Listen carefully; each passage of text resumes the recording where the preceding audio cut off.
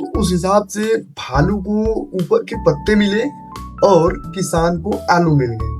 तो इस बात को देखते हुए भालू थोड़ा गुस्सा हो गया और घुर्रा के रह गया। क्या कि मतलब वादे के मुताबिक तो ही रहना पड़ेगा। तो इस बार फिर से जो है कि भालू ने बोला किसान से, इस बार नीचे की उपज मेरी होगी और ऊपर की उपज तुम्हारी होगी, यानी कि तुम्हारी होगी, किसान को बोला। तो वो बोला ठीक है, इस बार तुम्हारे नीचे की उपज मेरी और ऊपर की उपज तुम्हारी होगी। नहीं मतलब सॉरी, नीचे की उपज तुम्हारी और ऊपर की उपज मेरी होगी। तो इस बार भी किसान ने थोड़ी चतुराई दिखाई और इस बार गेहूं बो दिया। गेहूं बोने के कारण जब गेहूं फसल हो गई तो जो भालू था, भालू को नीचे की जड़ें मिली और गेहूं जो थी ऊपर की फसलें वगैरह, गेहूं की दाने जो थी वो वादे के मुताबिक किसान को सारे मिल गए।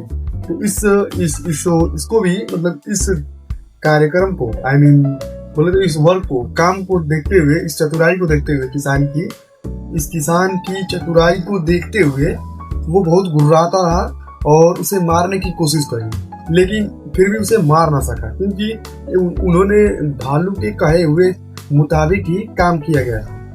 तो फिर जब थर्ड चांस में सोचा कि क्यों ना इस बार ऊपर की उपज और नीचे की उपज मैं ही ले लेता हूँ। तो इस बार फिर से थर्ड चांस में किसान को भालू बोलता है कि ऊपर की उपज और नीचे की उपज मेरी होगी और बीच की उपज तुम्हारी होगी। तो इस बार भी किसान ने थोड़ी चतुराई दिखाई और किसान ने चतुराई दिखाते हुए गन्ना की खेती कर दी भाई।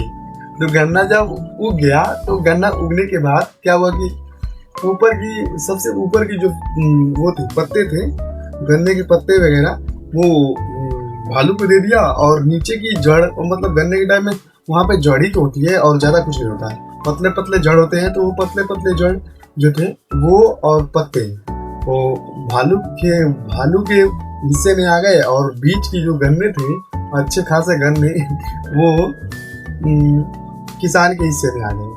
तो जिससे भालू उसे देखकर काफी क्रोधित हुआ और क्रोधित होके भालू किसान को छोड़ के भाग गया। और इस कहानी से भाई किसान ने काफी चतुराई लगाई और भालू को बिना कुछ कहे उसे भगा दिया और भालू ने उसे कुछ नुकसान भी नहीं किया और अपने वादे के मुताबिक वो चला भी गया और किसान की जान बच गई और फसल भी बच गई भाई।